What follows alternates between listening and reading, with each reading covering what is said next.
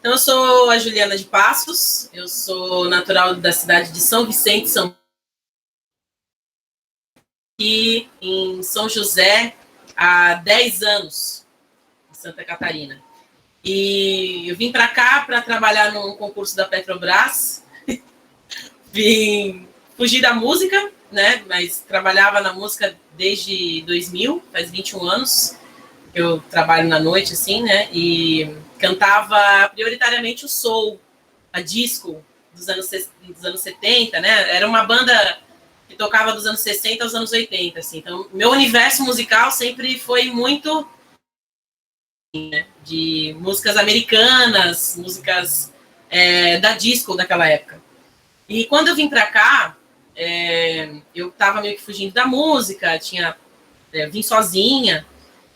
E naquela agonia, né, da arte, assim, teve uma hora que eu quis trabalhar só com música, pedi agô para minha mãe, né, e disse, olha, mãe, já era falecida, fiz uma reza para ela e falei assim, eu sei que a tua vontade é que eu fosse uma concursada e que o meu hobby fosse cantar, mas não vai dar mais. Eu vou largar tudo. E eu larguei o emprego e fui correr atrás de trabalhar com música. Mas para mim, trabalhar com música era eu ser uma grande cantora de banda de baile. Então eu achava aquilo incrível. E eu entrei numa grande banda de baile, né, daqui, que é a Antigas Avajos, né, virou Projeto Z depois. E aquilo para mim era incrível. Eu fiquei 5 anos nessa banda, foi uma experiência maravilhosa. E até que, né, no meio desse processo, eu me tornei, né, que é uma história meio longa, estou tentando encaixar as coisas assim, mas estou resumindo, né.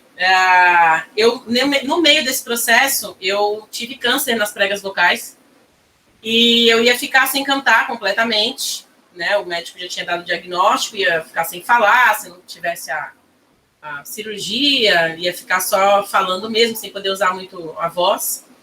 E assim como já tinha sido anunciado há muito tempo, há muitos anos atrás, eu tinha como missão espiritual cantar para uma banda mesmo, no caso. Então, eu já sabia disso. Ok, mas então, antes mesmo de ser cantora, a questão do terreiro, essa questão da religiosidade é de cedo, é de berço, no seu caso.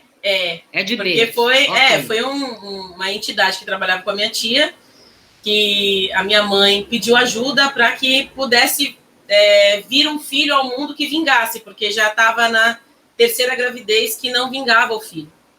Então, essa entidade falou, eu posso te ajudar. Porém, esse ser que está vindo tem uma missão grande comigo, né? Esse espírito é músico, inclusive, e ele falou assim, essa missão é comigo aqui. E você tem que deixar ela ciente disso. E isso você descartou completamente. Fui para a igreja evangélica, eu fui cantar para Jesus, eu fui fazer, que eu achava que a espiritualidade era uma coisa só, não é mesmo? Esse negócio de ficar espiritando, eu achava muito esquisito. E aí eu falei, cara, eu vou cantar para a espiritualidade que é Jesus. Tá ali né? E aí foi quando aconteceu isso comigo, né? Ele falou assim, tu vai me encontrar lá nas outras terras. Uma pena que vai ser assim, mas tu vai me encontrar nas outras terras e a gente conversa quando você chegar lá. E há muito tempo, né, atrás. Quando eu cheguei aqui em 2010, e aí passei por esse processo, e esse processo do câncer foi em 2012, e aí um meu amigo da banda, né, que sempre frequentou o terreiro onde eu trabalho hoje, falou assim, olha, Juliana, eu conheço um terreiro que eu já vi muita gente sendo curada lá. Falei, cara, negócio de macumba, tal, né, não quero, o pessoal fica espiritando. Mas tá, eu não tenho 20 mil reais para pagar, mas eu tenho um pouquinho de fé, vamos lá. Então eu fui lá, e aí eu cheguei na frente, era uma sessão de caboclo, eu cheguei na frente do caboclo, e ele olhou para minha cara e falou assim, chegou tarde, né? Aí eu falei, tudo bom? E ele disse, chegou tarde, e quem tá me dizendo isso é esse homem com um laço na mão aí do teu lado. E aí eu comecei a chorar, né? Que a gente faz o quê? Chora, né? Num lugar ninguém me conhecia, ninguém, né? E comecei a ir no terreiro, várias sessões, fui em várias sessões, minha voz foi voltando, não precisei fazer a cirurgia. fui no médico para refazer o diagnóstico, e estamos aí cantando até hoje. Então, eu fiz o Macumbaria, ele nasceu de uma gratidão pela minha cura. Né? A partir daí, começou a minha busca pela música brasileira, pela brasilidade. Porque eu falei, cara, como é que eu vou fazer isso se eu, apesar de vir de uma família, né, onde todo mundo autodidata, músicos, e, né, olha, você é sobrinha, sabia que eu sou sobrinha, prima, sobrinha neta do Bandolim? Você sabia disso? Eu, que bom, quem é Jacó do Bandolim? Sabe? Eu ficava assim, gente, quem é ele? Então, eu era muito americanizada. Então, para eu buscar essa brasilidade, foi quando eu fiz uma macumbaria. Olha só. Então, aí eu falei, cara, eu vou ter que pesquisar e vou ter que mudar o meu jeito de cantar, vou ter que mergulhar nesse universo. Foi aí que eu comecei Só que eu não queria perder também a minha identidade do soul, porque eu acho que as coisas se conectam de uma forma, né? E o macumbaria, na verdade, ele permeia tanto pelo universo lúdico, porque eu queria mostrar para as pessoas que tinham medo de atabaque, meio que um circo de Soleil da macumba, sabe? Quando a pessoa chega lá e vê, né, os orixás dançando e toda uma banda cheia de uma forma mais lúdica. E depois a gente foi aprofundando mais, colocando um pouco mais de toques e ritmos. Agora eu venho estudando um pouco mais profundamente os ritmos, os toques, né? Para poder colocar, né, nas músicas também. E o canal veio depois da primeira apresentação do espetáculo, quando eu vi que eu não entendia muitos dos pontos cantados que eu ouvia dos anos 70, dos anos 60, porque eram gravados no terreiro mesmo, né? Aquela coisa bem raizona. E aí a minha mãe falou assim, você gosta de ficar se montando? Vamos lá, vamos te montar, tu canta aqui na frente do Gongai, vamos fazer uns vídeos, até para você aprender, porque tu não sabe nem os pontos da macumba direito. Então, aí eu falei, vamos fazer esses vídeos aí. Então, mas eu comecei a fazer os vídeos. Mas a música popular brasileira, ela tem muito, né? Muito dos pontos, dos cantos, por exemplo, a Rita, a própria Clara Nunes, né? Fez isso, justamente. Trouxe essa, não é? Tirou do terreiro muito. A Clara Nunes era fortíssimo essa demanda, né? Ela trouxe os pontos e popularizou de certa forma, né? Isso. Que é uma grande inspiração, né? Se não a minha maior inspiração, no sentido da autoestima religiosa. O que aconteceu naquela época, em 1970, quando você trazia o orixá, ela ia de branco, era um monte de orixá, era terreiro no fundo, passava no Fantástico, né? E tinha um grande diretor que era do candomblé e que permitia tudo aquilo acontecer na televisão. E o que acontece hoje que é totalmente negado, né? Quando eu cheguei na secretaria, a primeira vez, Secretaria de Cultura, pedi apoio ao secretário de Cultura, na época, não me lembro o nome do danado, em Florianópolis, e ele disse, aqui a prioridade é a cultura soriana. E eu fiquei assim, opa, que bacana, né? Aí você vai no Pedro Ivo, e aí você mostra, olha, esse aqui é o meu projeto. E aí ele olhou assim, macumbaria, não. Então, assim... Então você sentiu uma... Foi muito bom, foi a fase inicial, assim, olha, uma merda. Então, já de primeiro, você sente isso em Florianópolis, quando você chega com uma contextualização, querendo trazer essa... Porque eu achei que, poxa, olha que ideia magnífica, vou poder fazer esse trabalho justamente para desmistificar tudo, e foi onde eu mais encontrei preconceito. Você vai fazer algum tipo de sacrifício animal? Já teve essa pergunta, tá? Não é mentira. Vai fazer algum tipo de sacrifício animal no palco? Eu falei, a gente mata um boi, mas é tudo com aquela lona, vai ser tudo tranquilo e não tem problema nenhum, a gente limpa tudo depois. O homem ficou com o olho desse tamanho, e aí eu falei, gente, é absurdo a gente, né, 2014, 2015, o pessoal com essa ideia, né? Quem faz sacrifício animal é a sadia, né, Ju? Exatamente! Sua maravilhosa, te amo. E é exatamente isso, quem faz sacrifício animal é a sadia. Um beijo, né?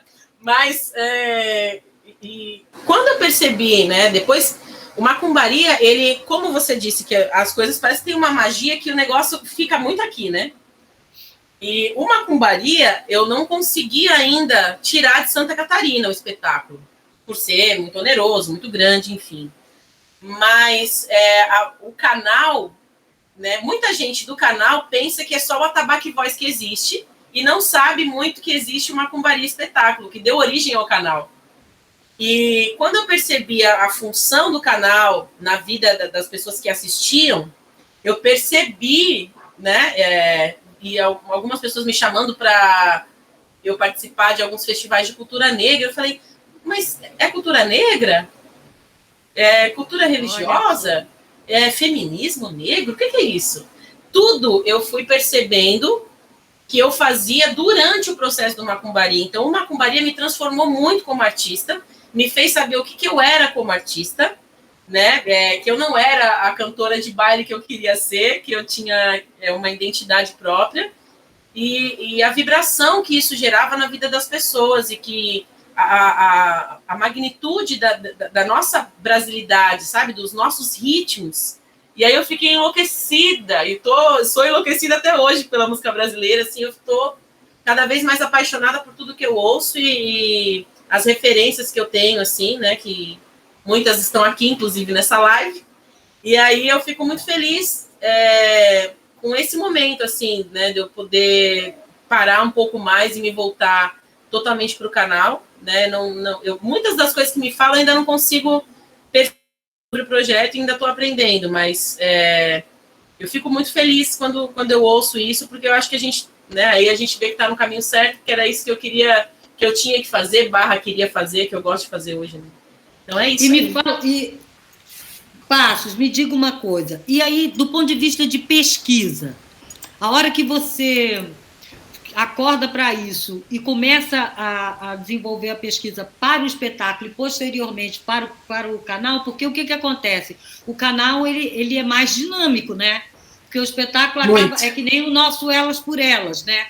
A gente fez um espetáculo, acaba que virou um espetáculo, ele é infinitamente de inúmeras possibilidades, mas ele é tão somente aquele espetáculo, não tem uma, né? Ele representa milhares de coisas. Mas já o canal, não. Você ali tem todo um caminho, um passo a passo, sempre trazendo coisas novas, pesquisa. E essa parte de pesquisa, você sentiu alguma facilidade ou não? Tem os terreiros, por exemplo, em Florianópolis. Eu não conheço nenhum ali na ilha mesmo, eu não conheço nenhum. Conheço alguns fora da ilha. Isso também é uma coisa que eu não posso estar enganada, vai ver que possa ser que tenha algum na ilha que eu não conheça. Eu conheço de bruxo, assim, né? Mas eu estou falando do terreiro. A gente está aqui conversando especificamente sobre terreiro. Tem quintal de tudo, mas estou falando do terreiro, que eu não sei se tem na ilha de Florianópolis, não sei, eu não conheço. Tem? Tem. O que eu frequento é na agronômica. Que eu trabalho. Ah, tá. Então tem dentro da ilha mesmo, né? Porque todos que eu conhecia, quando eu procurava assim, todos que eu conhecia era fora da ilha, era atravessando a ponte, né? Sim. Então ok. Então já a pergunta já não faz tanto sentido. Vamos mais essa questão da pesquisa, como você encontrou material, porque isso como é que você fez ou como é que você está fazendo para ir aos poucos descobrindo esses toques, trabalhando isso e trazendo para o seu canal essas entidades todas que você traz? Nesses 5 anos, né? 5 anos de canal, né? Que a gente vai completar agora esse ano. Eu fui conhecendo muitos percussionistas, fui conhecendo muitos ogãs, né? Que aqui a gente não tem muito essa cultura, mas Sudeste tem muito a cultura de aprender o toque, né? Meio que quase um curso profissionalizante da macumba, né? Então, eu tenho um grande amigo que é o Léo Batuque, que ele é maravilhoso, um percussionista maravilhoso, e ele ensina os toques mais da Umbanda. Mas tem, por exemplo, né, a V deve conhecer, o Cleiton do Lufé, que é também um percussionista maravilhoso, e também já toques do candomblé, que são diferentes também, né? E isso é incrível, assim, a diversidade de toques que a gente tem é maravilhoso. Então, como que eu consegui chegar nisso? Conversando com o pessoal através da religião mesmo, né? Pela religião, eu fui conhecendo essas pessoas e entendendo que um barra-vento é para Yansan, o Ijexá é para Oxum. Por quê? Qual é a vibração que você vai gerar a partir daí, né? E até desenvolver também com os meus alunos, que eu tenho de canto, vibração. Como que você vai vibrar para Oxum? Como que você vibra para o Baloaê? Como que você vibra, né, para um boiadeiro? Como que você vibra para... Como que você vibra para todo mundo? Mas essa parte de vibrar, a louvação, que foi o que eu aprendi, inclusive, nos 7 anos que eu fiquei na igreja evangélica. Existe esse paralelo que é perfeito nesse sentido, né? Quando você vai para a igreja evangélica e você vai para o ministério de louvação, você aprende a louvar o divino, você tem que dar o melhor. Você não pode ser pouca coisa. Você tem que dar o melhor, o seu melhor. Então, não é você tem que saber o lá, você tem que saber a partitura, não é isso. Você tem que arrancar de você a louvação e dar para o seu divino. E não é diferente, não pode ser diferente para a gente também, que é de terreno, né? Então, por isso que eu gosto de me entregar e passar isso, porque isso vem, pasme, de uma cultura cristã, né? Vamos dizer assim. Porque não é que não deixa de ser, que eu sou um bandista, tem Jesus Cristo lá no Gongá. Então, né, tem os paralelos ali, né, da nossa religião, das nossas religiões, né, sincretismos e tal. E sincretismos todos, né? Né? Mas essa parte, assim, de vibrar e os toques é o que eu tenho mais estudado para poder justamente criar os arranjos das novas músicas do Macumbaria. Agora eu estou no processo de gravar os videoclipes e aí fazer os arranjos, né, realmente, assim, né, e ter uma base de toques e também trazer um pouco da minha verdade também como cantora durante todos esses anos, né, que eu também não deixo ali de fazer meus melismas, não deixo de fazer, né, as coisas do soul, que eu gosto muito, mas misturando com esse amor que eu tenho hoje pela brasilidade, né, essa paixão que eu meu grande amor agora é a brasilidade, a nossa MPB, né, que eu agora chamo de macumba popular brasileira, que tudo vem da... tá tudo ali, né? Então, é incrível, assim, o quanto que a gente aprende ali nas conversas com quem tá ali no terreiro mesmo e tá realmente... que tem todo um fundamento, né, para que você produza aquele toque ali, que você vibre aquele toque, que você vibre aquele canto. Existe todo um fundamento religioso para isso. Então, é muito lindo de aprender, né, esses fundamentos. Aí tudo vem dessa pesquisa pro canal, né? Maravilhoso. E a música popular brasileira, ela é muito recheada desse lugar aí, né, musical. E o canto também tem é muito importante dentro desse lugar aí do terreiro, né? Essa louvação e a voz como porta-voz, né? Das entidades e tal. Então, agora vamos passar. Obrigado, minha linda. Que coisa bonita, né? A gente nem sabia essa coisa linda. Kimura, você agora, meu amor. Embora. Ju, querida, queria dizer para ti que, aliás, aqui, a Ju e a Yara são as pessoas mais engraçadas com quem eu já trabalhei. Foram as com quem eu mais me diverti, né? Tenho memórias, assim, de histórias com a Yara e de vez em quando eu me pego rindo sozinha. E a Ju, a gente acho que fez pouquíssimas coisas juntos, né? Mas é divertidíssimo. Por isso que a gente nunca mais vai fazer. A gente não vai fazer porque não dá. Pessoa maravilhosa, te admiro ainda mais conhecendo um pouco da tua história, assim, né? Poxa, maravilhoso, maravilhoso. Acompanho as tuas coisas no teu canal, sempre que possível assisto as tuas transmissões e tal, né? Bem bacana, né? Sei lá, eu acho que, né, Tatá, posso ir pelo mesmo viés, assim, apresentação e tal, né? Essa é a ideia. Tá. Vou falar primeiro da parte musical, né? Comecei a cantar, cresci, meu pai era músico, amador, Então, cresci nesse ambiente de ensaio, tinha um trabalho, meu pai meio pop rock, assim, e tal. Fui por esse caminho aí, obviamente foi difícil para começar a cantar, porque aí meu pai já conhecia o métier, não queria que eu cantasse e tal. Mas, enfim, furei o bloqueio, fui lá, comecei a cantar com 18 anos, assim, de cachezinho, né? E aí vocês fazem as contas aí, foi em 1988, né? Faz tempo. E aí fiz inúmeros trabalhos em São Paulo. Existia na minha época, quando eu tinha lá os meus 18 anos, existia um mercado de trabalho muito fluente, assim, né? Então eu fui uma cantora de ofício desde o início, de trabalho mesmo, né? Nunca almejei muitas coisas, né? Um trabalho próprio, assim, nem tinha. Cara, era tanto trampo que a gente queria trampar, né? Então foi isso, assim. E aí optamos na época por vir para Florianópolis.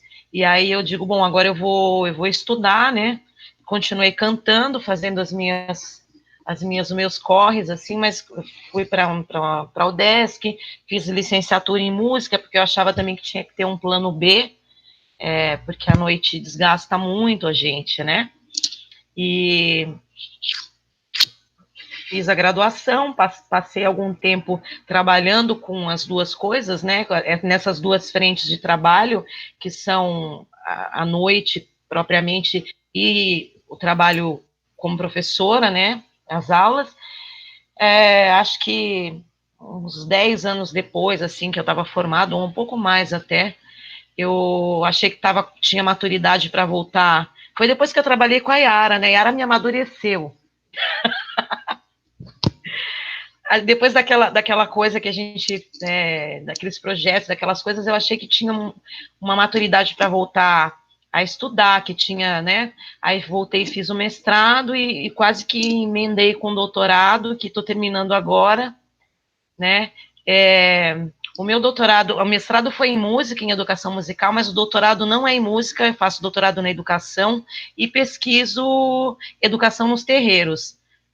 Né? Então acho que no finalmente as coisas se encontraram, né? Assim, no paralelo a essa vida musical, assim, eu fui uma criança de axé, né? Desde muito pequena, fui criada dentro da Umbanda em São Paulo, e aí fiquei até o momento em que eu comecei a cantar profissionalmente, eu fiquei na Umbanda. Espiritar, essas coisas, tudo para mim não tinha nem novidade, menina. Com 8 anos eu já estava ali, caidinha num canto, menina, uma loucura. Não tinha, adorava. Eu sou macumbeira de raiz, assim, gosto de negócio de macumba, adoro, né, terreiro. E aí essa coisa foi acontecendo. Quando eu vim para Florianópolis, eu tive eu nem tinha vindo ainda, eu comecei a trabalhar com música, e aí essa coisa do ofício, de trabalhar nos finais de semana, trabalhava muito, viajava muito com banda de baile, né, Ju? E aí eu fiquei, eu acho que uns 12 anos afastada da religião, aí também pesquisava outras coisas religiosas e tal, né? Que é assim também, quando eu vou em tudo, eu vou de cabeça, né? Era o negócio da meditação, da religião japonesa, que daí também tinha uma origem minha ali, aí também fui com Já tudo, já misturando tudo, ecumênica mistura tudo. total. Total, fui com tudo, só não sou cristão, o resto tudo eu sou. Fui com tudo ali, era coisa como é que fala? Fazia palestra, era com tudo. Vai, se é para ir, vamos de cabeça, né? E foi isso, assim. Então, eu acho que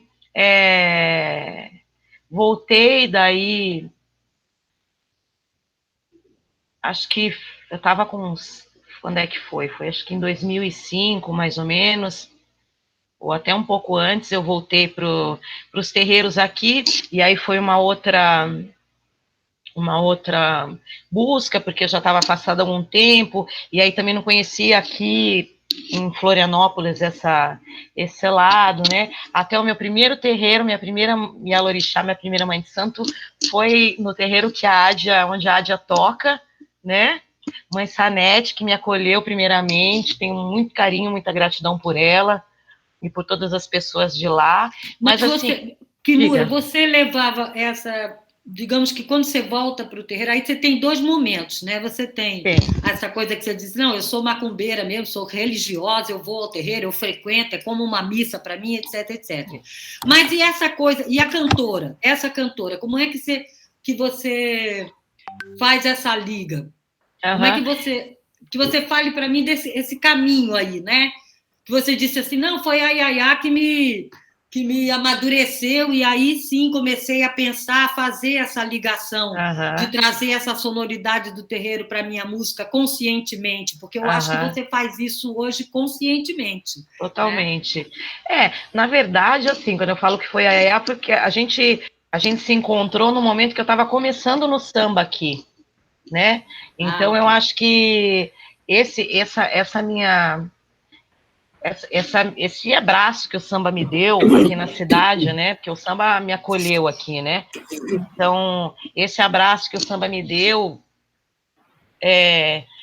junto com a minha história religiosa, né? Eu acho que trouxe uma outra consciência para o meu trabalho. A gente começava, Yara, né? Lá no início, a gente começava a pesquisar coisas, a gente fez um espetáculo juntas e tal, né? Então, fizemos o som para orixá. Exatamente. O som para orixá. Fizemos o som para orixá, que foi lindo, né? Ali a gente fez muita pesquisa. Foi. Né? Foi muito bacana aquilo. Belíssimo espetáculo. E que aí, a Tatá, inclusive, deixa eu só interromper um minutinho. A Tatá, inclusive, fez a direção, lembra que ela nos dirigiu, nos deu vários, toques preciosos, assim, que a gente levou para o palco. Foi muito legal. Verdade. Então, essa passagem foi ali, naquele período que você começou a fazer, então, trazer isso para o seu trabalho enquanto artista, enquanto cantora, porque isso você imprime na tua imagem, inclusive, muito. Né? Porque tem cantora de samba tem vários, mas assim, a do axé é a Kimura, a gente sabe, a Kimura é a cantora de samba do axé, você usa isso como é a sua personalidade, você sempre traz isso, mais até, inclusive, do que a Passos, né? Embora a Passos tenha um trabalho mais específico, que ela tem um canal sobre isso, fez um espetáculo sobre isso, a cantora dela, quando pensa em cantora de samba, ela é uma cantora mais... não é tão focada nessa coisa do axé que você traz mesmo, na maneira de você se vestir, de você se portar, no jeito que você se apresenta, nos agradecimentos que você faz, né? Entre um samba e outro, você sauda lá a dúzia, chama um monte de orixá para dentro do coisa. E você traz isso, né? Depois você começou também a construir um projeto no seu quintal, que você dava essa conotação também, né? Sim. Lá no seu quintal você trazia muito forte essa matiz africana, essa raiz aí, você trouxe isso muito forte ali para Floripa. E eu acho que também você levou isso para a universidade. Eu queria que você falasse um pouquinho também sobre esse caminho. Eu começo a pesquisar, claro que isso foi surgindo a partir do repertório, né? E caminhando em paralelo com a minha dimensão sagrada da minha vida, né? E aí eu começo a pesquisa aí desses pontos de intersecção, né? Onde é que a roda... Porque se você para pensar, o samba surge lá esse samba, da forma como a gente conhece, ele surge lá, ele é difundido a partir da casa da tia Ciata lá, onde funcionava um terreiro de candomblé, junto com uma roda de choro, junto com uma roda de samba, entendeu? E aí, eu acho que o meu trabalho foi se encaminhando para isso, assim, inclusive o acadêmico, porque a mesma pessoa que eu sou cantando, a mesma pessoa que eu sou no terreiro, como orixá, como filha de santo, e a mesma pessoa que eu sou na academia, eu enlouqueço, tá? Eu tô lá ocupando, porque acho que a gente tem que ocupar. Eu enlouqueço aquele povo da universidade. Vocês não fazem ideia. Pensaram assim, o que essa louca tá falando, né? Quando eu entrei com um projeto assim e tal. Hoje em dia eles me engolem, assim, mas é porque eu acho que a gente tem que ocupar esses espaços, porque eles são nossos também, né? Ninguém entende muito bem o que eu tô falando, mas eu tô ali para falar. Eu fui entendendo, né, e claro que isso não é uma coisa minha, tem muitos pesquisadores que falam disso, né, mas eu fui entendendo que esse princípio da roda, então você tem a roda de samba, a roda de candomblé, que é o xirê, a roda de capoeira, a roda de jongo, tudo isso tem uma matriz, né, tudo isso tem um fundamento muito forte, né. Então, eu acho que isso que você se refere, assim, que quando eu canto, é porque eu não vejo diferença de verdade, assim, eu não vejo diferença do xirê para a roda de samba, sabe? Tirando as devidas proporções, né? Porque, claro, você está num ambiente que está ali, que é profano, que as pessoas estão tomando cerveja ou estão fumando cigarro e tal, e na dimensão do sagrado talvez isso seja um pouco diferente, mas essa forma de roda, pensar, né? Esse fundamento, essa coisa da roda, ela permeia diversas, inúmeras manifestações da cultura afro-brasileira, né? Então, isso foi uma coisa que eu fui carregando de um lugar para o outro, né? De uma dimensão para outra da minha vida, sem muito problema, né? Porque acho que estou trabalhando com várias coisas que são afins, né? Eu hoje, no samba, eu posso dizer que eu trabalho um repertório que é inspirado, né? Eu não canto ponto na roda de samba, mas eu pesquiso e já pesquisava desde aquele tempo, né, Yara? Um repertório que tenha essa tônica. Tem essa inserção, né? Que traz. Tem essa inserção. Que traz essa. Que faça esse trânsito, né? Porque, na verdade, eu acho que o samba faz isso o tempo todo. A capoeira faz isso o tempo todo, o jongo faz isso o tempo todo, né? De fazer esse trânsito. O maracatu faz isso o tempo todo, né? Então, eu tento trabalhar por esse viés, né? E dentro desse viés aí de estudo, aí, mais de pesquisa de cátedra mesmo, através da universidade e tal, como é que você vê o papel da mulher aí dentro dessa coisa dos terreiros? Porque você vê, por exemplo, conversando com a Luana de Passo, todos os toques e tal, a presença masculina muito forte ali, né? Ela está protagonizando, a mulher está protagonizando, nessa área, inclusive, quem está fazendo essa inserção, eu acho, né? São sempre mais as mulheres do que os homens, né? Quando você fala em Clara Nunes, tem outras, ou da própria Maria Bethânia, né? A gente pega aí as mulheres quando elas fazem esse caminho, traz esse terreiro para o nosso cotidiano e vice-versa. Mas a gente percebe que a presença feminina nos terreiros não é tão presente assim, né? Ou não, ou eu estou enganada também. É uma provocação, né? E especificamente, gente, pensar que a gente está falando do nosso estado, né? De Santa Catarina, né? Desse lugar aí onde a gente não tem essa abertura para esse lugar estar sendo conversado, né? Então, eu acho que antes de entrar nessa questão de gênero que tu está apontando aí, eu acho que assim, tem uma questão assim que é muito típica, acho que tradicional aqui do estado, que é a invisibilização da população negra e da cultura negra, né? Okay. Então, eu acho que assim, não se fala assim, né? Vamos falar de cultura açoriana, né? E assim, o último mapeamento que foi feito pelo Departamento de Antropologia da UFSC, ali pela professora, esqueci o nome dela agora, gente, me perdoa, mas houve um mapeamento, né? Nesse mapeamento ficaram muitas casas de fora, né? Você estava cantando lá no lançamento, né, Ju? Eu me lembro. Estava. São inúmeras casas, mas assim, o mapeamento apontou 200 casas, né, em torno disso, mas assim, a gente sabe que é muito mais do que isso. Só no morro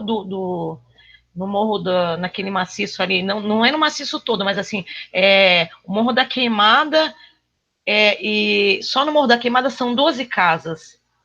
Olha, que é aqui só. José Mendes, são 12 casas de axé, entre Umbanda e Candomblé. Então, é muita gente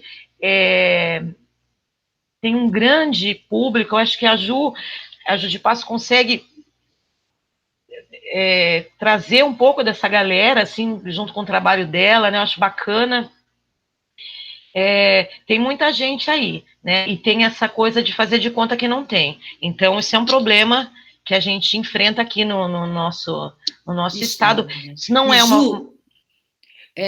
Ju, olha, isso aí, esse dado que ela falou, a gente conta com você porque justamente a gente quer que essas mulheres se inscrevam, né? Nesse lugar aí, que essas mulheres também se inscrevam no canal, no Elas por Elas. Essa que é um pouco a ideia, que cada uma de nós também possa reverberar aquelas mulheres que a gente reconhece e que elas possam ser reconhecidas a partir do portal, né? Para também reverberar, de se vir, se inscrever, todas essas mulheres que participam e trabalham nesse lugar aí. E essa questão dela estar na frente ou não estar à frente, isso, como é isso? Então, a questão, você está falando da perspectiva musical, né? Eu estou pensando pelo menos isso, né? Essa questão de gênero dentro do terreiro, porque aí você vai ter várias vertentes, né? Eu participo da ala que é a mais... o candomblé, ele procura ser o mais... manter as tradições de forma antiga possível, né? Não sincretizou na medida do possível, né? Então, não é uma tradição cristã, né? A gente não reza Ave Maria e Pai Nosso, não tem Jesus Cristo lá. Aqui eu tenho porque eu sou vira-lata, né? Então eu tenho as minhas coisinhas aqui. Mas não existe isso no candomblé, né? O candomblé basicamente cultua orixás, inquices e voodoos, dependendo da sua nação ali, né? Eu participo de um candomblé que cultua orixás, de origem queto, que é ali na Goiorubá. Essa questão de gênero, ela não é um problema, assim. Quando você adentra, isso é uma coisa que eu discuto bastante, quando você adentra o portão do barracão de candomblé e tal, as coisas funcionam dentro de uma outra lógica, né? Então, da mesma forma que essa questão de gênero ela é diluída, porque, na verdade, o que se divide dentro de uma casa de candomblé, por exemplo, como a que eu participo, são as funções, entendeu? Então, tem coisas para fazer.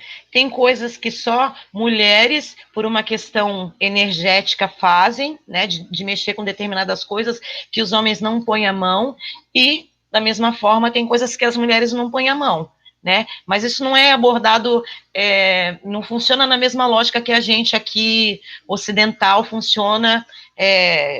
homem e mulher, né? Isso é trabalhado, esse binarismo, assim, é trabalhado de uma outra forma, né? Posso te interromper um pouquinho? Eu não sei se... quando eu fui começar essa pesquisa também, um pai de santo, o Giovanni Martins, ele tem alguns livros, né, de almas em Angola e tal, que é o ritual que eu faço parte, ele me pontuou algo que eu achei interessante, mas ele disse que isso é uma tradição do candomblé, então aí eu vou trocar figurinha contigo, né? Ele disse que o toque é masculino, a voz é feminina, prioritariamente, dentro do rito, né? Assim, dentro das tradições, quem entoa, quem dá o primeiro toque, quem dá o primeiro canto é a mulher, né? Então, eu achei isso super interessante. Então, existe um protagonismo de canto, né? Uhum. E hoje... tem um cargo, assim, né, Ju? Tem um cargo, exatamente. Tem um cargo para a mulher que canta para trazer o orixá. Isso. E aí tem o lance das curimbeiras, né? Tipo, a Ádia já vai ser considerada uma curimbeira, porque, né, não sei, tu é de Umbanda, né, Ádia? Se eu não me engano. Então, existem as curimbeiras ou tamboreiras, né? Mas popularmente acabou virando Ogã também o nome, mas não é muito aceito, né, pela cultura candomblecista. E eu entendo super, né? Mas é algo que às vezes vem natural, né? É Ogã, né? E eu aprendi bastante esse lance dos toques, então, né? Existem mulheres tocando, mas mais então a cultura de um bandista. Existem esses núcleos, né, femininos, assim, porque, por exemplo, as juremeiras, né, no Nordeste, isso, né, As juremeiras, elas são todas as mães de santo. Eu não sei exatamente, não sou assim muita... Não entendo bem, talvez não esteja falando a nomenclatura certa. Mas, em geral, as juremeiras, elas são mulheres, todas mães de santo, são as donas dos terreiros. A partir delas é que acontece, e elas fazem muito essa interseção da Umbanda com o Candomblé, e se eu não me engano, é um movimento muito específico do Rio Grande do Norte, né? Que é um troço machista. Você tem tantas aberturas aí, tantas aberturas que até é impossível a gente falar assim de uma vez, porque você tem um movimento que é aqui, local, por exemplo, Umbanda de Almas em Angola, ela só existe aqui, nenhum outro lugar no mundo. Existe o Batuque do Rio Grande do Sul. Então, assim, esse movimento cultural assim, foi abrindo tantas vertentes, tem o Xangô do Recife, tem tantas outras aberturas e subdivisões dentro das tradições, né, que foi, na verdade, uma adequação às formas de cultuar, que são específicas de cada lugar, né, isso veio sofrendo uma série de adequações, assim como o Candomblé também não é uma religião africana, como algumas pessoas, né, acho que vale a pena a gente falar, o Candomblé, ele nasce no Brasil, né, o Candomblé, ele nasce no Brasil a partir de um grupamento, por exemplo, você tinha regiões em países africanos que cultuavam determinados orixás, né? Em Oió se cultuava Xangô. Essa configuração de terreiro de Candomblé que veio ocorrer no Brasil, ela acontece a partir de ajustes, né, de pessoas que falavam mais ou menos ali a mesma língua, por similaridades e tal, que se agruparam, né? E aí tem até um cara que eu amo de paixão, assim, que é o Muniz Sodré, que ele fala que o Candomblé, ele faz uma metáfora da pequena África, do pequeno continente africano, né? Na medida que orixás que eram cultuados em diferentes regiões africanas, eles se agrupam num determinado espaço. E se você vai numa casa de Candomblé, aí eu vou falar depois cada um fala do seu, né, da sua seara. Mas se você vai numa casa de Candomblé, você tem uma casinha lá que é dedicada ao orixá tal, aí ele fica com... É uma metáfora, entendeu? São pequenas casas, pequenos espaços que são dedicados a esses orixás, como se cada um tivesse o seu espaço ali, a sua casa. Uma vila. Exato. Uma vilinha. A galera conseguiu. Olha que coisa incrível, né? Que esse movimento diaspórico fez essa galera se reorganizar aqui culturalmente. E eu acho que até chamar o Candomblé ou a Umbanda de religião é reduzir demais, assim, porque é todo um complexo cultural que está carregado ali, que envolve culinária, que envolve vestimenta, que envolve a música. Então, eu acho isso de uma grandeza tão grande que eu acho super reducionista chamar de religião, sabe? Mas, enfim, Olha, você vê que temos assunto para manga, né? Temos. Isso é acho vale que a gente pensar. Maravilhoso, mesmo. gosto. Eu acho que a Ágia pode falar incrivelmente aí sobre a questão da mulher instrumentista, que eu acho que no Candomblé ainda não chegou essa coisa, né, da mulher tocar e tal. Geralmente os tambores são tarefas masculinas e tal, né? Cantar, mas assim, durante muito tempo, eu acho que isso quebra um pouco aqui no sul do Brasil, né? Mas se tu for ali mais para o Nordeste, né? Inclusive Bahia, que é de onde vem o Candomblé, que se espalha para São Paulo, para Rio de Janeiro, para todo o Brasil, é altamente matriarcal, né? Né? As mulheres são poderosíssimas. E acho que também, como você mencionou ali, Tatá, só para fechar esse assunto assim, eu acho que o samba embora a gente conviva, e aí falando de uma experiência que vivencio mesmo, né? Embora a gente conviva em ambientes que são ainda masculinos e às vezes até machistas, né? Onde a gente tem que, inúmeras vezes, assim, eu acho que a Ju vai concordar comigo, como cantora, e eu sou muito craque em fazer isso, que é botar o teu pau na mesa, entendeu? Então, assim, muitas vezes eu tenho que medir meu pau, falar, meu pau é maior que o teu, cara. Sabe? Faço isso constantemente, inclusive eu até gosto, porque eu já fiquei muito boa nisso. Como é que é? Fico feliz até de fazer isso hoje em dia. Mas eu acho que o movimento do samba, a mulher no movimento do samba tem uma importância total, né? Protagonista. total. Nasceu no quintal da tia Ciata, Por né? favor, né? Aliás, você não tem. Olha lá, tia Eulália, matriarca da Império Serrano, olha lá de onde surge a Império Serrano. Se você olhar direitinho, de onde é que surge o Bar do Tião, que é uma coisa tão tradicional aqui na ilha, tão cultuada. Se não fosse a Dona Ivonete lá organizar a bagunça que o Tião fazia lá, falecido Tião fazia lá no quintal, que ficava lá com os cachaceiros, fazendo aquela. Dona Ivonete vai lá, organiza, bota lá uma cachaça para vender, bota um negócio aqui e transforma o Bar do Tião no Bar do Tião, né?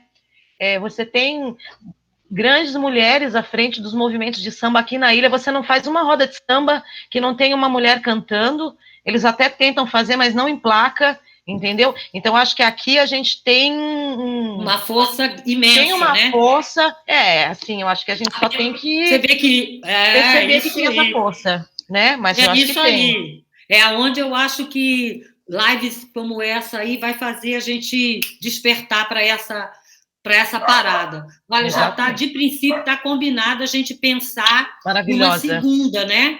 Numa segunda live aí para a gente aprofundar alguns dados aí e até pensar em outras pessoas que a gente possa convidar, né? Que vocês tenham contato, que possam trazer esse conhecimento para a gente. E agora vamos passar para a Ádia, porque a gente falou tanto nas instrumentistas. Vamos lá, minha linda. Primeiro, gente, bênção. Muito obrigada, estou tão feliz, vocês são lindas. Obrigada, Tata Zítia, por reunir a gente, né, para a gente ter esses momentos, que dá uma saudade, gente, que essas mulheres tudo eu sempre vejo no fulejo da noite. Sambinha tocando, e a gente aqui só na carência, né? Agradeço você, Tatá, também são os mais velhos, as mais velhas. Eu sou atriz de formação mesmo, eu sou natural de São Bernardo, São Paulo. Sou paulista de nascença, mas... Deus é ABC total aqui, gente. Total, nós aqui. Eu sou de Santo André, amada. Eu nasci em São Bernardo, mas me criei em Santo André. Aí. Tudo nós.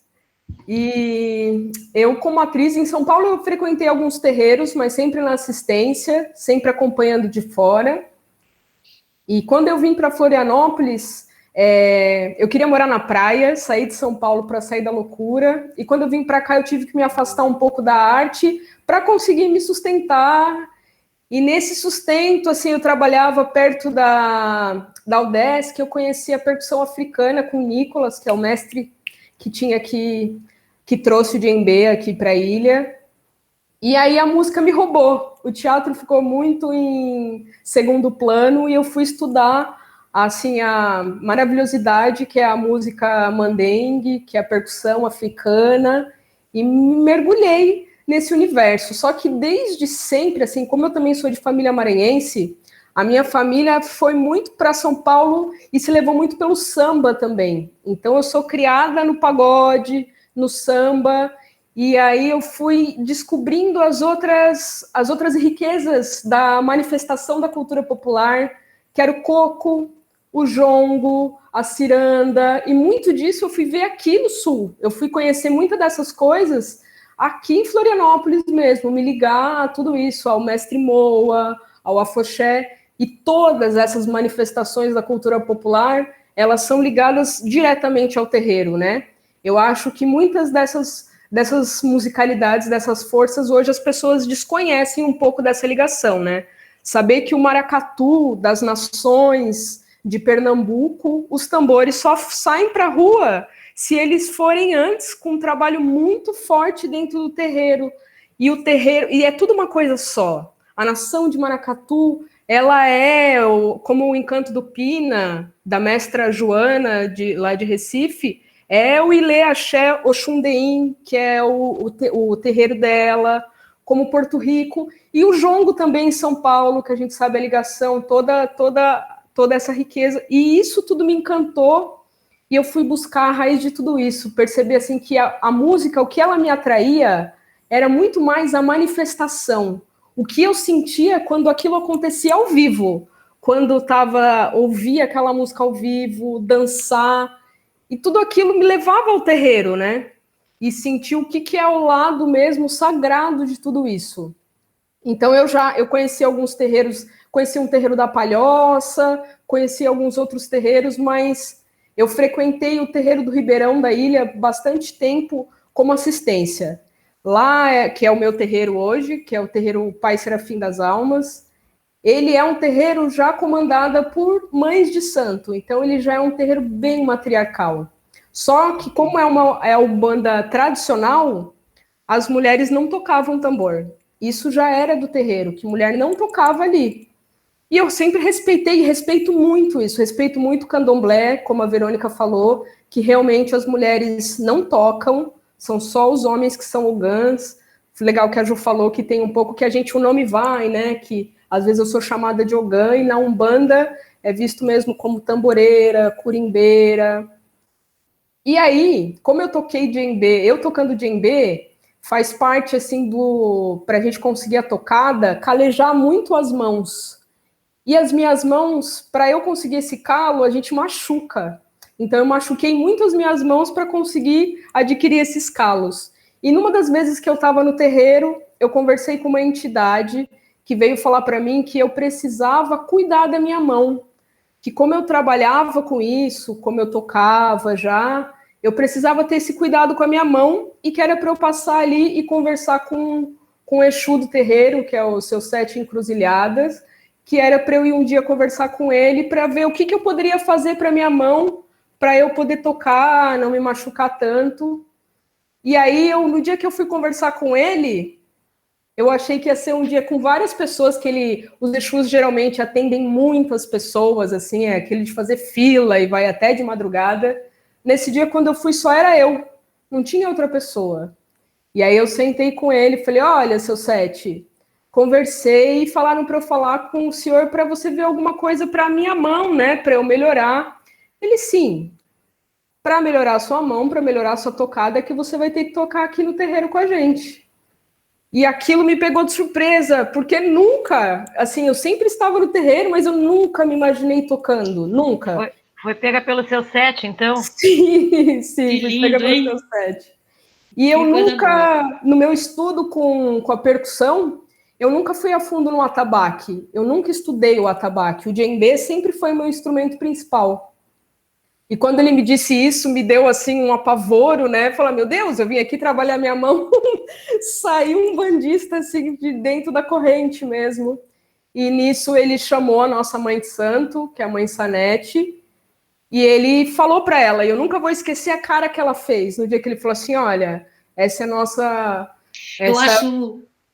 É tão linda essa história que você está contando, assim, porque quando a gente, né, quando a gente pensa em todas as palavras que até usamos várias vezes aqui, preconceito, gênero, invisibilidade, né? De repente, numa conversa, numa fala de uma mulher, você botou tudo isso embaixo, assim, destruiu tudo isso, né? Você destruiu tudo isso porque é o terreiro, a dona do terreiro é uma mulher, mas quem te manda tocar uma coisa que não era permitido é um homem, né? E você é aquela coisa que ela falou que diluiu tudo, então essa coisa do místico, da beleza, aquilo que você nunca esperava passou a ser, muda toda a sua relação com a arte que você tinha. Que coisa linda, continua mais. Eu acho, né? Olha isso. Muito, e no muito Ribeirão da Ilha, né? E só no Ribeirão da Ilha, que só nessa rua, que é uma rua bem gigante que tem no Ribeirão, é uma rua bem de comunidade, assim, porque eu morei, né? Eu morava quase do lado do terreiro e foi um dos lugares mais negros que eu vi ali no Ribeirão.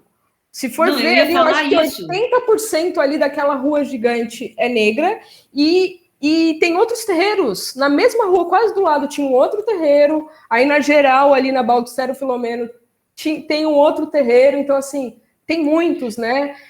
Provavelmente nem foi mapeado, né? Nem foi mapeado. Acho que não. E eu sempre achei incrível que o Ribeirão da Ilha, para mim, é o lugar onde onde você encontra maior incidência de negros.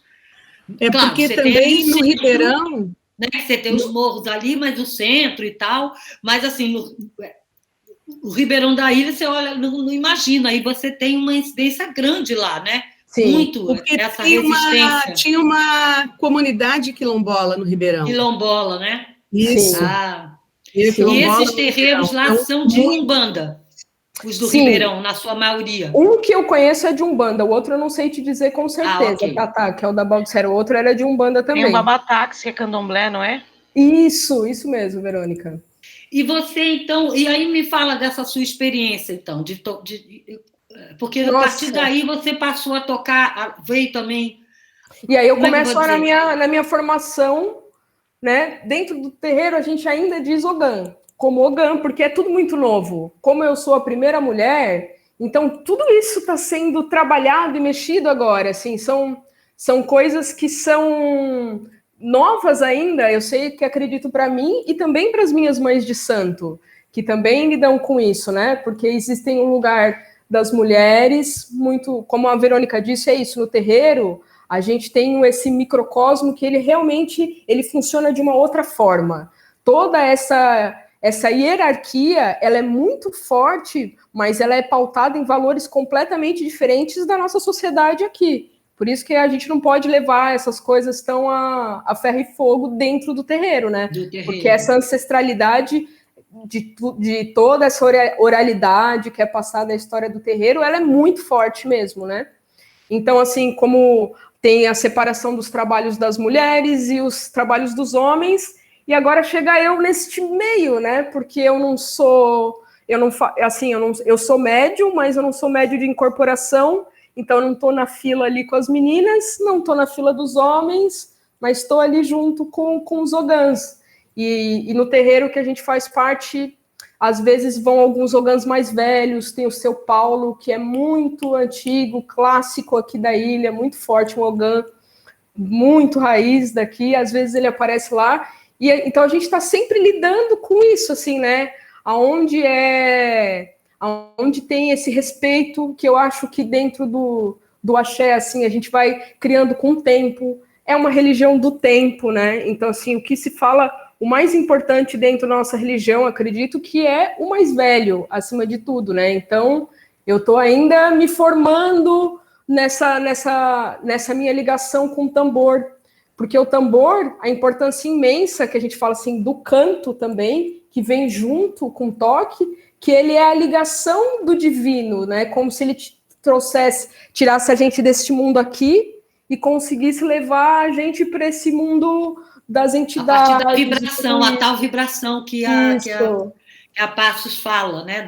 E é um caminho imenso. É um caminho imenso, né? De muitas coisas. Só te perguntar duas coisas, assim, uma é que acrescentar nisso que está falando, que também você faz o trânsito, né? Quem toca para trazer o orixá, né? Isso. Não só leva o médium àquela dimensão, mas toca para trazer o orixá. Né? E aí eu acho que muitas das coisas que acontecem na roda passam por você enquanto instrumentista, né? Com certeza. Muita vibração te atravessa, né? Acho que você... Eu queria te perguntar se você toca de saia, porque isso é um tabu dentro das casas de axé, que as mulheres usarem saia e os homens usarem calça. Como é que é isso? Isso foi uma das nossas questões, mas eu uso calça, Verônica. Eu uso calça junto com os ogãs, estou nesse mesmo lugar. Inovando assim. Total, assim. Quebrou tudo. Foi maravilhoso isso, gente. Nossa, assim, e com todo respeito, assim, porque eu sinto que isso é muito delicado, e até para eu estar conversando com vocês, eu pedi muito a bênção das entidades e principalmente das minhas mães de santo, porque a gente está falando de uma importância de algo sagrado que é passado pela oralidade muito forte e de muito respeito. Então, assim, né, eu digo da minha experiência, do que tem sido a minha experiência dentro do terreiro, né, a história e todas essas importâncias são muito aquém a mim, né, então eu falo assim do que eu tenho vivido dentro disso tudo, né, que eu ainda estou me encontrando, acho que vai fazer 3, 4 anos que eu estou no terreiro, tocando, então esse começo está muito ali, eu estou muito ainda no comecinho de tudo isso, assim, dessa formação, dessa importância tão forte que é o toque do atabaque, assim, né, de se fazer instrumento de tudo que acontece ali, né? De tão sagrado. E aí, isso me faz ter um respeito muito maior e um cuidado muito maior com tudo que eu faço como artista fora do terreiro hoje, assim, sabe? Porque eu também não consigo mais... Hoje eu já toco atabaque, até em alguns trabalhos, mas até o djembe eu já não posso encostar nele e tocar da mesma forma que eu fazia antes, porque a gente já começa a ser responsável pelo todo conhecimento adquirido, assim, de vivência, né? Não conhecimento da gente só ouvir, né? Mas a gente passar, que eu acho que é a importância das nossas religiões, que não são só também de raiz africana, como eu acho a importância que é a minha ligação que eu procurava, que é afro-indígena também, né? A Umbanda, ela tem muito essa mistura e essa importância do índio, do caboclo, que a Umbanda trouxe. Isso, dos baianos, dos marinheiros. E cada terreiro é de uma forma. Então, tudo que eu disser também, ele é de acordo com o meu terreiro, como a gente está fazendo ali, né? Porque, por mais que tivesse outros terreiros de Umbanda, cada casa funciona de uma forma diferente, né? E aí a gente vê em outros lugares, tem a Alessandra Leão, que eu não sei se você conhece, Tata, que ela é pernambucana, mas hoje ela é ogã também de um terreiro de São Paulo, e ela também trabalha com a musicalidade dos orixás, e ela faz um trabalho com os orixás também, porque uma entidade também disse a ela que... Vamos convidá-la, né? Vamos convidá-la para uma próxima live aí para a gente, porque eu quero muito que esse assunto não pare, não, sabe? Acho que as entidades estão quebrando paradigmas aí, né?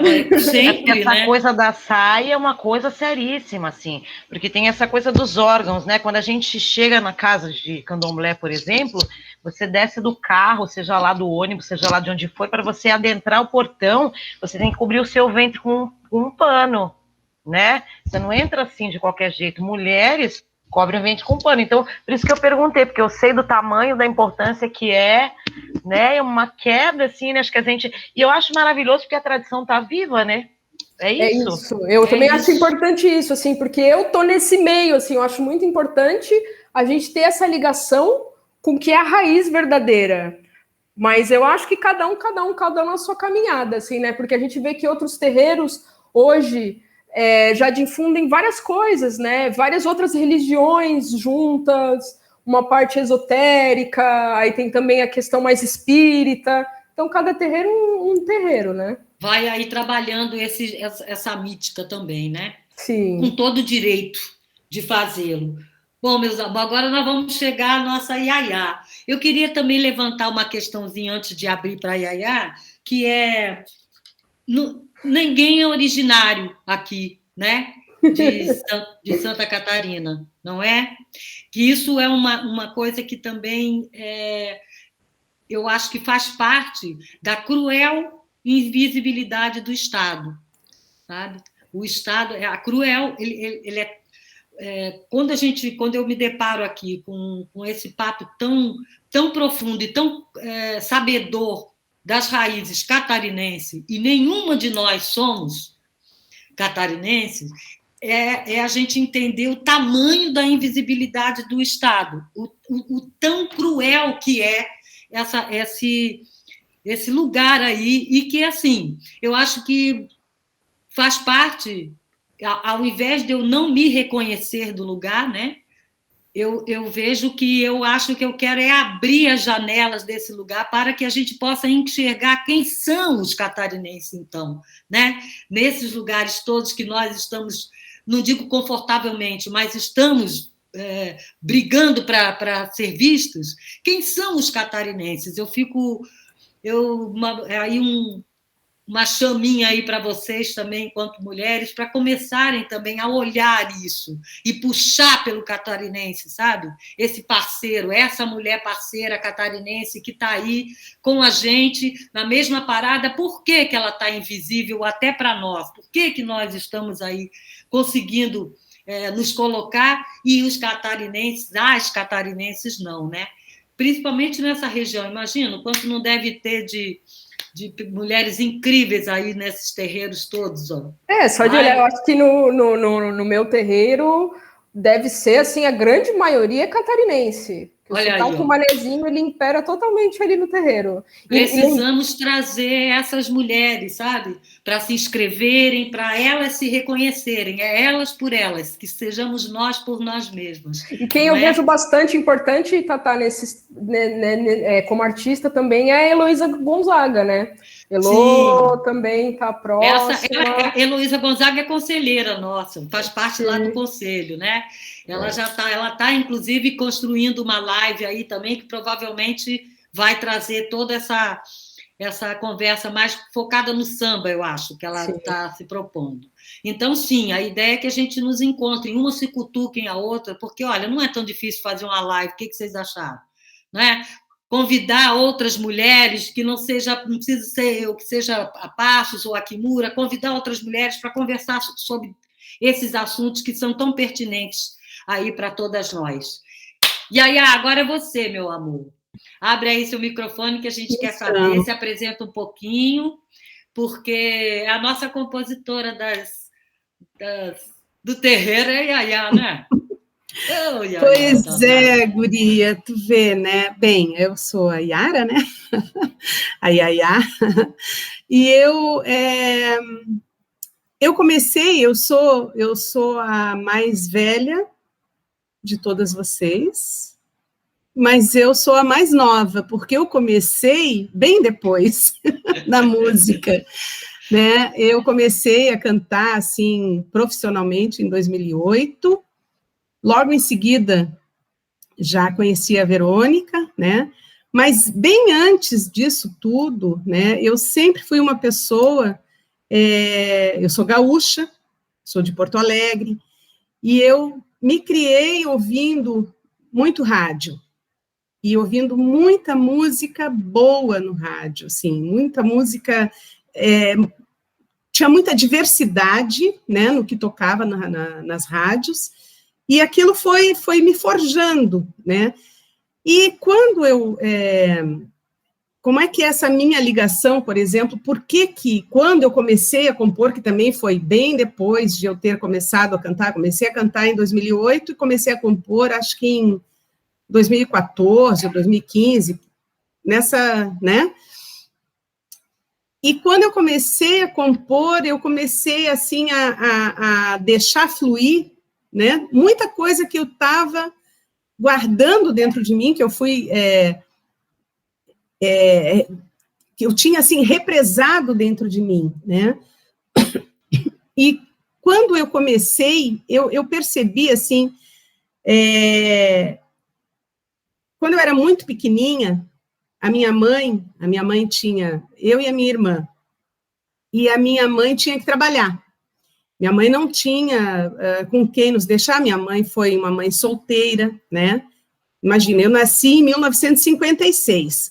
Hoje para nós, isso é absolutamente normal, tranquilo, enfim. Tranquilo nunca é, né? Porque não é fácil uma mulher carregar sozinha, né, os filhos e tudo mais.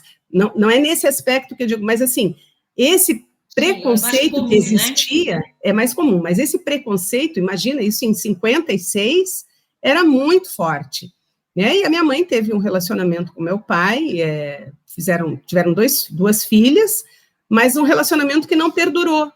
E ela tinha que trabalhar, e tinha que dar, e o que ela ia fazer? Uma filha pequena, a Estelinha, que é minha irmã, ela conseguia ainda levar junto e tal, mas eu já era mais complicado de levar, duas crianças.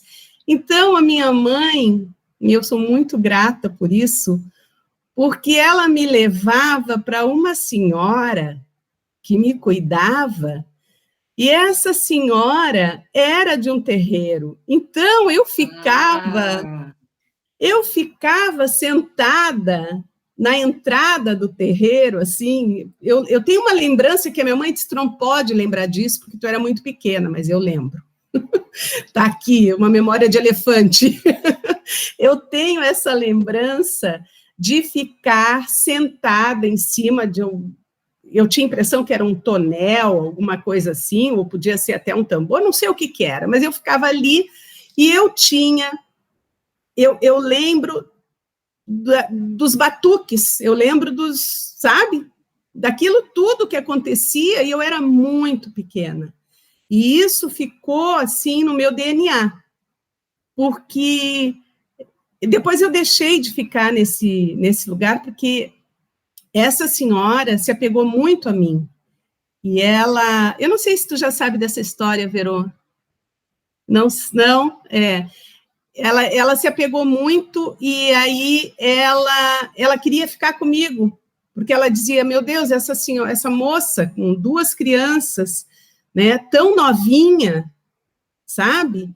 Como que ela vai dar conta de cuidar de 2 crianças? Então, ela pediu para minha mãe que me deixasse com ela. Se deixa essa menina comigo. E ela dizia, essa menina é iluminada, porque essa menina, ela é uma alegria para nós, todo mundo que chega no terreiro, sabe? E a minha mãe ficou com medo que ela me roubasse, né? E a minha mãe me tirou, me levou um dia e nunca mais me levou para lá. Mas aquela memória permaneceu. E daí, quando eu comecei a cantar, eu comecei a cantar, assim, o primeiro, eu já idealizei um show, né? E o primeiro negócio que eu fiz um show chamado Canto Negro. Ou seja, tudo aquilo, quando a coisa veio para mim, sabe? De, não, agora eu vou, agora é o que eu quero, é o que eu sempre quis, né? E quando aquilo tudo aconteceu, já foi assim com um show chamado Canto Negro, que era sobre a escravidão, e tinha músicas com, né, sambas sobre a escravidão, e músicas, né, com referências muito fortes, né, aos orixás. Então, tinha Paulo César Pinheiro, tinha Ney Lopes, enfim, aquilo veio num turbilhão para cima de mim, sabe? E aí, em seguida, eu conheci a Verônica, né? Porque depois desse show, eu resolvi cantar Baden Powell, eu resolvi cantar os afro-sambas, ou seja, isso sempre esteve, mesmo quando eu não compunha, isso sempre esteve ali comigo, entendeu? Tipo, sabe? Yara, minha filha. Era manifestado ali, né? Minha filha te empodera e vai, sabe como é que é? Enfim, então, depois a gente acabou fazendo... Eu e a Verônica fizemos muita coisa, né, Verô? A gente fez o Samba da Saia, que era uma coisa espetacular, né? A gente ferveu, aquilo era pura militância, né? Era feminismo, era militância antirracial, luta antirracial, era tudo. Olha aí, que lindo. Fala um pouquinho desse Samba da Saia, então, gente. Fala um pouquinho aí desse projeto. Isso é super terreiro, o Samba da Saia.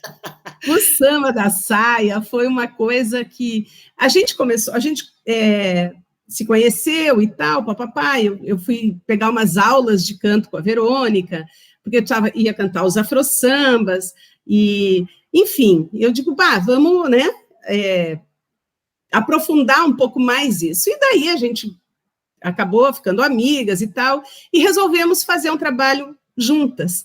E daí a gente precisava de um nome, né, Verô? A gente não tem... Mas antes da gente fazer o Samba da Saia, teve aquele do 8 de março que a gente fez, tu te lembra? Lembro! Nosso primeiro trabalho foi uma coisa de mulher, foi uma coisa feminista. Foi feminista, foi. Mas o Samba da Saia, o que é? Onde que você... fez um tudo. Qual que era a construção que você diz assim, que era feminista, que era isso, que era aquilo, que era aquilo outro? Por quê? Por que você sentia assim? Vocês duas? Porque nós éramos 2 mulheres querendo fazer um trabalho, nenhuma das duas tocava nenhum instrumento, e nós tínhamos que contar com tinha que botar o pau na mesa. Com a parceria, né, dos nossos músicos. E aí era uma coisa engraçada, né, Verô? Porque a gente dizia assim... A gente tinha uma planilha, lembra? Fulano não gosta de tocar com ciclano. Beltrano não sei o que se desentendeu com não sei quem. Então não vamos convidar. Esse...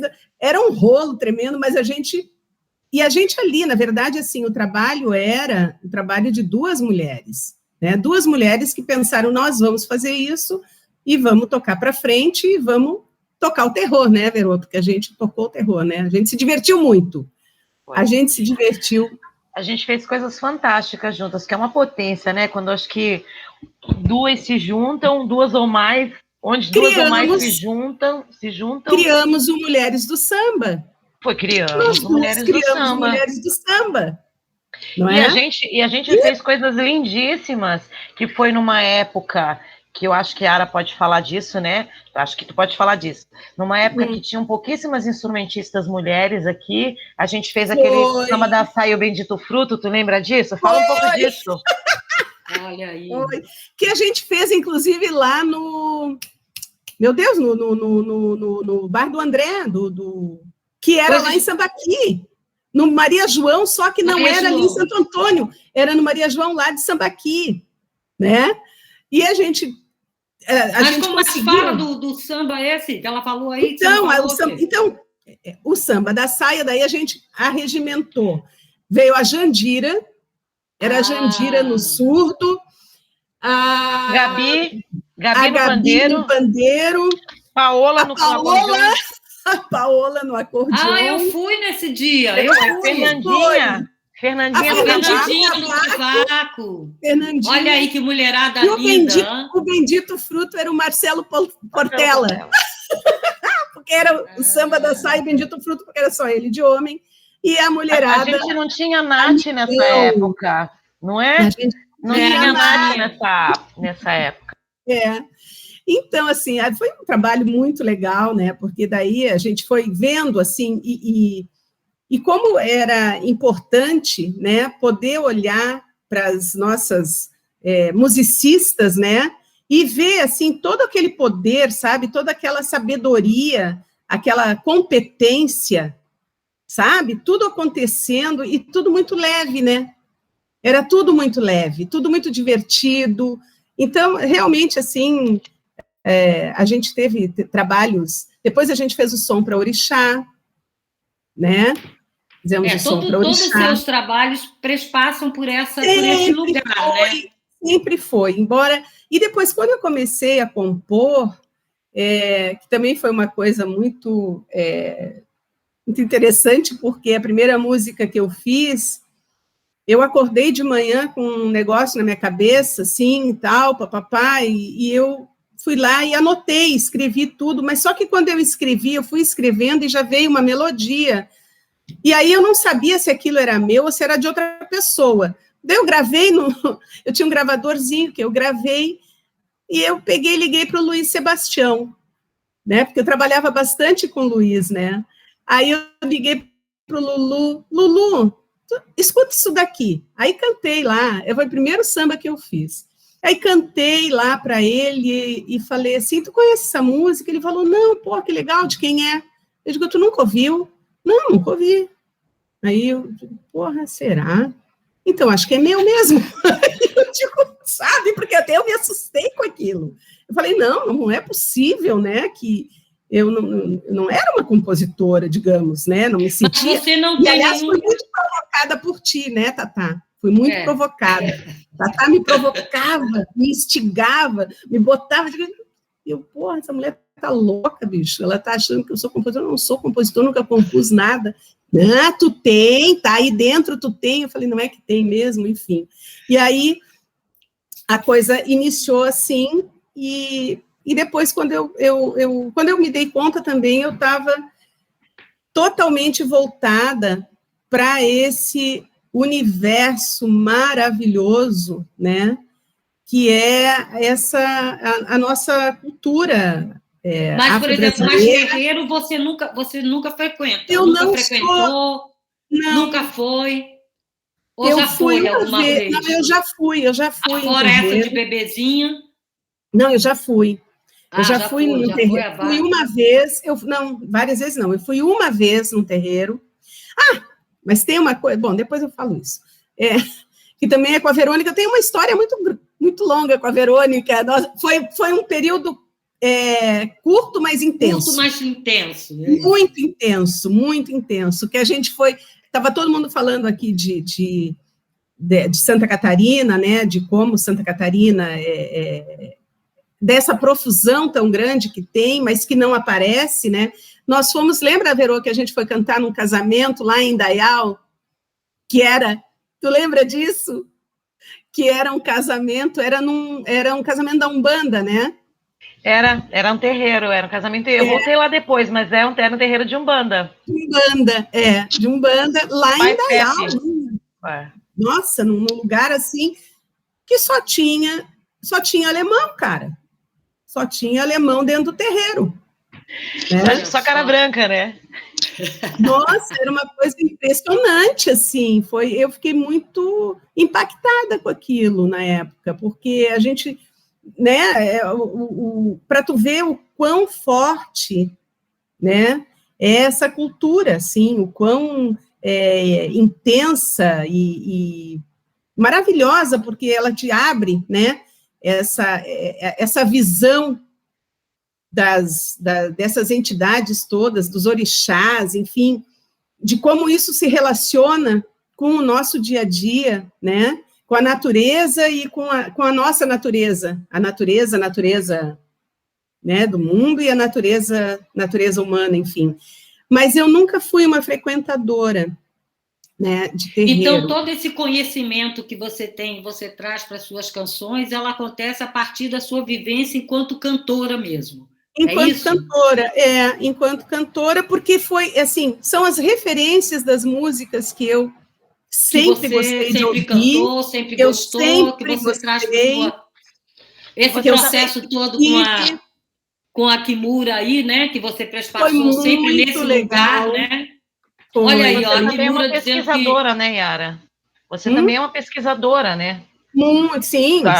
Do tema, Estava sempre, a gente ia fazer alguma coisa, lembra que eu vinha com as coisinhas, olha, escuta isso daqui e tal, papapá, e a gente trocava muito, né? Tu tinha as coisas que tu ouvia, eu tinha as coisas que eu também ouvia, e a gente ia trocando e formando, e enfim. Mas, de toda forma, isso brota para você naturalmente, ou você pensa, por exemplo, você diz assim, bom, o seu primeiro disco lá, né? Como é que você... Ele é um disco que grande parte das canções versam nesse lugar, passam por esse lugar, né? Então, quando você pensou em idealizar esse disco, você passou por isso? Você pensou, então vou juntar, vai ser esse material que eu vou fazer? Ou não? Na verdade, eu pensei da seguinte maneira, né? Eu precisava escolher 10 canções, né? E eu tinha já um bom número de composições, né? Então, eu me lembro que eu fiz todo esse trabalho junto com o Calegari, eu chamei o Calega aqui em casa e a gente começou a escolher. Então, eu fui mostrando isso, aquilo e tal, e a gente fizemos uma lista, né? Tantas, tal, e depois a gente foi depurando, né? Mas eu queria muito que tivesse essa cara, né, dessa música que sempre me encantou. Ela é natural em você. Ela vem comigo, sabe? Isso tá, assim, uma cantora, Anis, a Ádia conhece, porque, né, vocês devem conhecer também a Anis. A Anis, um dia a gente estava aqui conversando, muito legal, muito legal. E aí a gente estava conversando e ela estava me perguntando justamente isso, e aí, mas tu não é frequentadora de terreiro, tu não é filha de santo, né, e tu não sente vontade? Eu digo, sinto, agora na pandemia eu não vou, mas eu estava, inclusive, já me ensaiando tantas vezes, né, Ádia? A Nath vivia me convidando, vem no terreiro, e aí, enfim. Mas aí eu disse, pois é, eu não sou, e eu tenho essa afinidade tão grande, né? E essa coisa de falar sobre isso nas minhas músicas, né? E ela falou uma coisa que eu achei tão bonita, assim, que ela disse assim, tu não é só... a Juliana já me falou isso também. Tu não é só do ponto de vista formal, né? Porque tu Eles ficam te mandando tudo isso para tu colocar poeticamente para a gente sair por aí cantando, porque tá ali, né? E E é incrível isso, porque o Fábio Melo... Se eu entendi, essa coisa foi mesmo a própria música, né? A própria música me trouxe. O próprio samba, a própria... Sim. E a história, né? Porque a própria vibração que falou a Passos lá no começo, né? A própria eu digo assim também, né? A história, né? A história, né? Eu sempre gostei muito de ler, sempre gostei muito de pesquisar e de buscar, né? Elementos e tal. E bom, eu tenho um trabalho de composição com a Natália, né? Que eu sou, assim, apaixonada e que a gente tem que gravar, pelo amor de Deus. Já falei para a Natália 500 mil vezes. Esse ano a gente tem que gravar esse trabalho. Que a gente já está, acho que com umas 12 músicas, eu e a Nath. Né? Nós temos uma parceria, né, Ádia? Nós temos uma... Então, mas aí é isso que eu perguntei, ó. Esse trabalho específico... E a Ju gravou também, né, Ju? A Ju acho que gravou uma delas. A Ju gravou, cantou Chumaré, é verdade. Isso. Esse foi do Macumbaria, foi do espetáculo também. Foi. Esse trabalho específico aí que você está falando, que você tem, que é isso que eu perguntei, você disse que não, mas agora, pelo visto, sim. Tem essa hora também que você se junta, por exemplo, com a Nath, e aí o assunto é esse, vocês compõem em cima desse assunto, é isso? Na verdade, não é só isso, né? Nós temos 12 músicas em parceria que tratam... algumas canções tratam de outros assuntos, né? Mas o forte do nosso trabalho, o grosso do nosso trabalho é em cima desses cânticos, né? Que eu considero assim que são... A gente fez, enfim, a gente tem agora uma pergunta para a gente fechar aqui. E esse inverso, será que... Acho que sim, você respondeu, que você falou, não, eu levei para o espetáculo a canção tal, porque a pergunta existe muito os cânticos do terreiro que são trazidos para, digamos, para o palco, para o popular, para espalhar isso, para disseminar. E o contrário, acontece? Né? Acontece também. Então, por exemplo, existe a possibilidade, vocês que estão mais presentes, existe a possibilidade de uma canção da Yara, por exemplo, ser usada no terreiro para esse trabalho. Louvação. É usada como louvação. Que maravilha. Né? Então, esse trânsito transita, né? O que é a música do rock? Oxóssi, filho de Iemanjá, divindade do clã de Ogum. Se canta muito isso em roda de caboclo. Se canta muito, né? em tempo. Muito, E várias outras. Então, eu vou pedir para a gente fechar a live. Eu vou pedir... Deixa eu só te falar uma coisa, porque agora tu falou isso e me lembrei. Tem uma cantora, ela ela canta num coral. E aí ela me ligou um dia... perguntando se ela podia levar uma música minha para cantar, não só para cantar no coral, mas ela também ia no terreiro, e para cantar no terreiro, uma música minha, que é Proteção. Então, assim, cara, eu digo, nossa, que honra, né? Que coisa mais maravilhosa saber que isso vai, entendeu?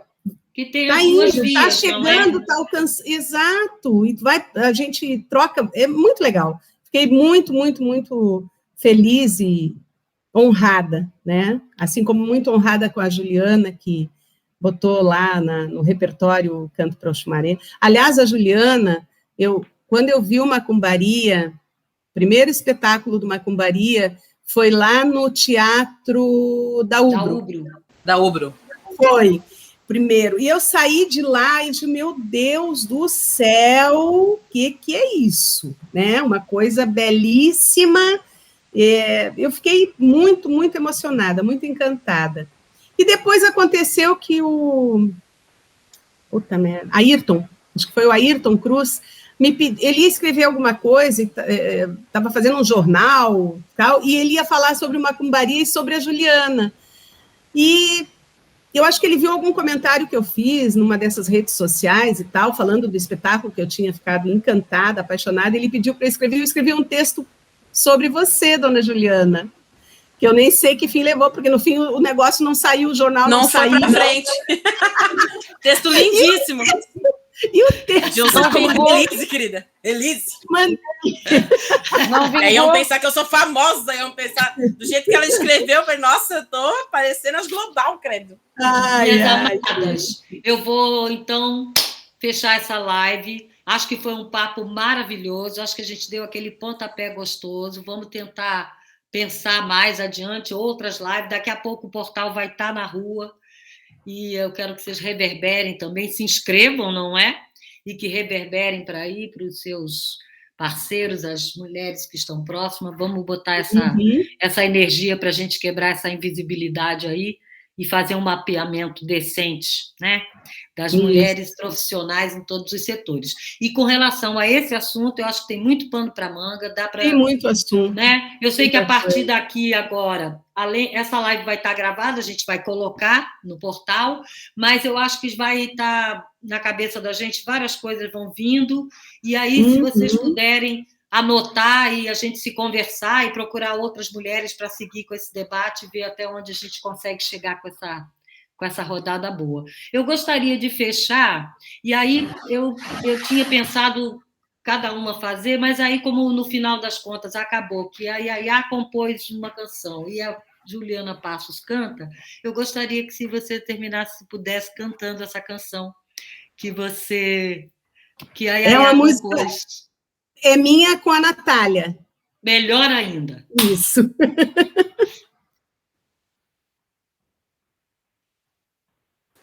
Estava sem o microfone. Só vou pegar uma colinha, porque a letra é um pouco grande, tudo bem. A letra é grande.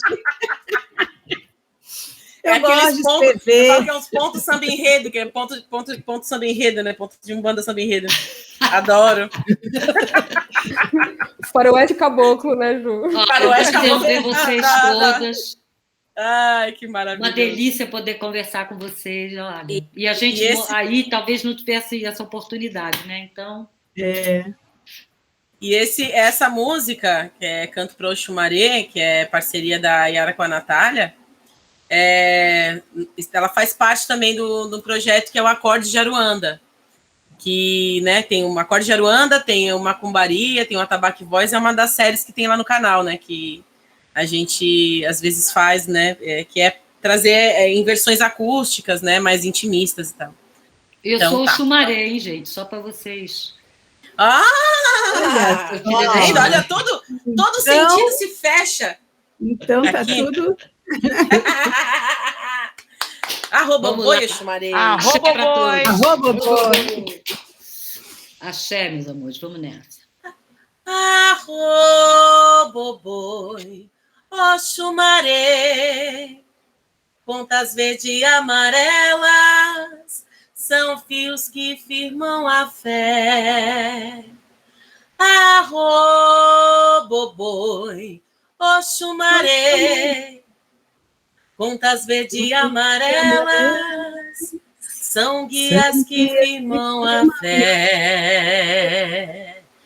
No caminho de Oxumaré, pedrinha de ouro reluzia, e até quem nunca teve fé acreditou no que não queria. Rosário de conta e reza brava é amuleto para livrar quem da solidão virou escrava.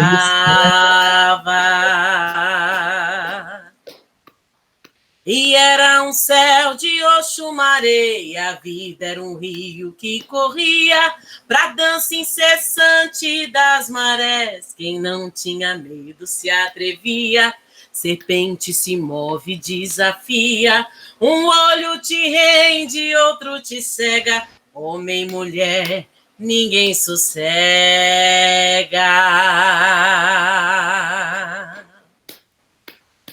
E veio veio a cor de Oxumareia, quem é de santo aprecia, se arrepia do pelo até o pé. Arco-íris que brilha é profecia, o céu encantado sobre a terra ilumina e mostra o tesouro. Quem é de paz não faz a guerra.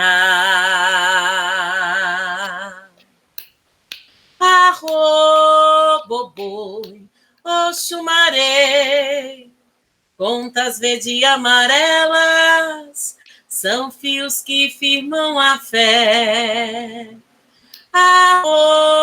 Arroboboi, Oxumarei, contas verde e amarelas são guias que firmam a fé. Arroboboi.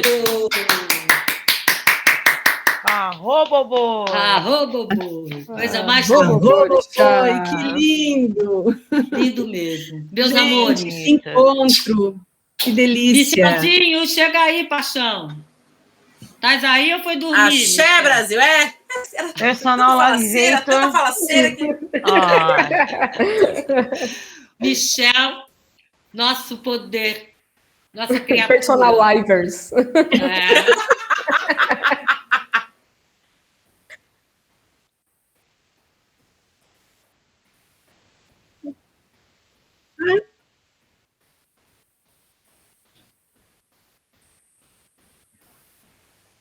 Tá.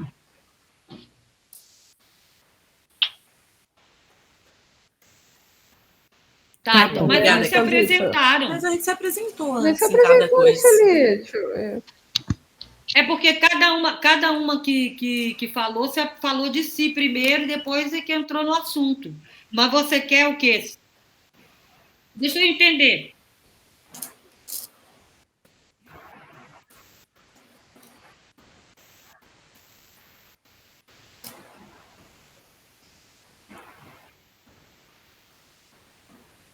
Não, mas aí eu acho que eu acho melhor fazer uma só, apresentando todos o textinho. Você diz para botar na abertura da live, né? Massa. maravilha. É, eu acho. Beijo, obrigada. Valeu, Gente, gente. Obrigada.